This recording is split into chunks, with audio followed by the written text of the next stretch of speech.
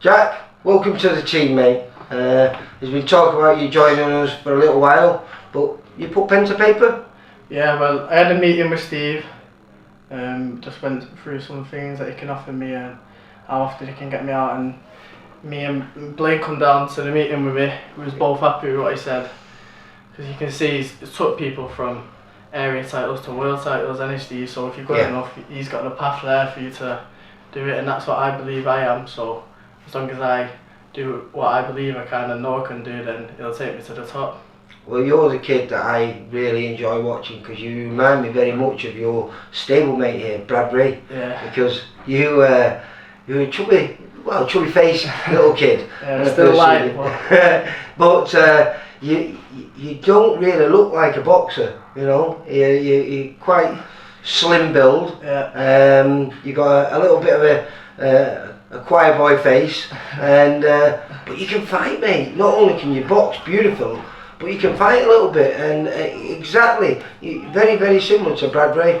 Yeah, I think especially it served me well in the amateurs. You know, I won a lot, but I didn't quite win everything I wanted to win and do everything I wanted to do. But did COVID take a lot away from you then? Yeah, a little bit. I was getting in a good momentum before COVID. I had 2 fights in 2 weeks, won them both, and then the championship stopped then because of that. But I'll just take that view with me into the pro game and push on for everything that I didn't get in the amateurs. I did well, but I think the longer... You boxed for England a few times, didn't you? Yeah, well, I was on the squads for 4 years. Yeah. And then that just stopped because of COVID, and I never went back because I just come here and I was training here full time. But the extra rounds and that will show my class, and I can't just box because I know the levels you go up, you can't just box everyone. You got to mix it up and give it. Got to be able to fight at some point. I know I can do that as well, so I'm going to be excited to show it over my career. I think you will do as well, mate. I've been watching you today. It's always very enjoyable. But like I say, I filmed you. I think the first time I filmed you was back in, I think it was either 2013, 2014. I put a little picture up there because what's funny about it is you boxed at Bredbury and Stockport. Yeah. Ended up changing his name to Roy Richardson in honour of the guy who started up the gym. And on the top table there's a young Campbell Hatton watching you fight, and Ricky, you know, his dad's there, and then later on he's dishing out the trophies to you.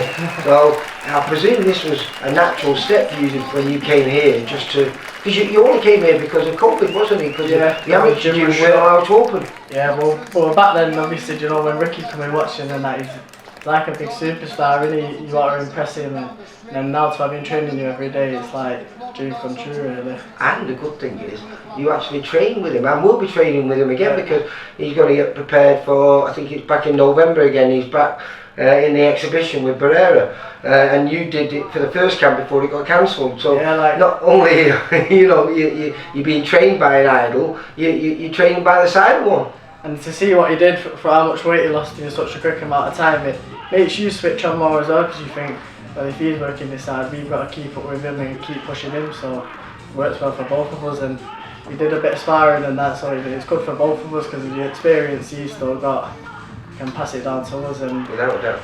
Yeah. And what's good as well is I'm going to be talking to Brian as well, because he's you know the stablemate, and he's been your stablemate all the way through your boxing career, I presume, isn't it?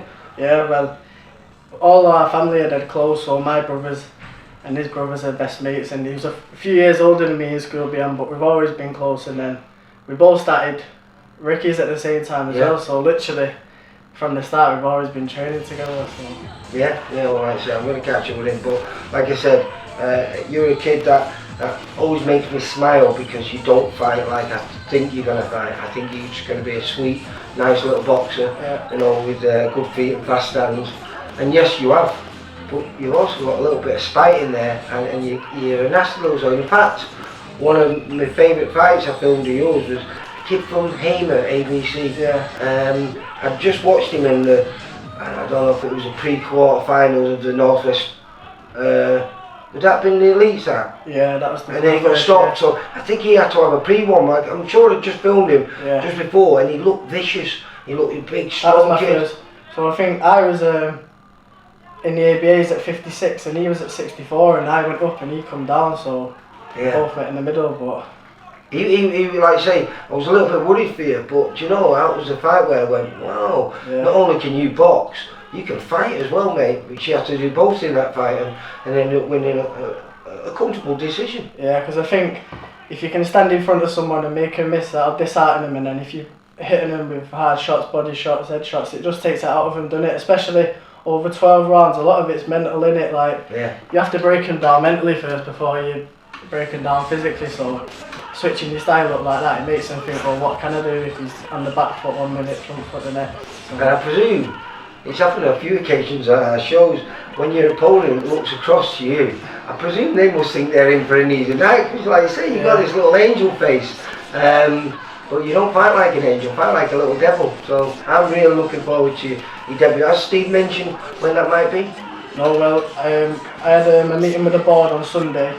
Everything went fine, so I'm just waiting to get my licence and medicals and everything done now.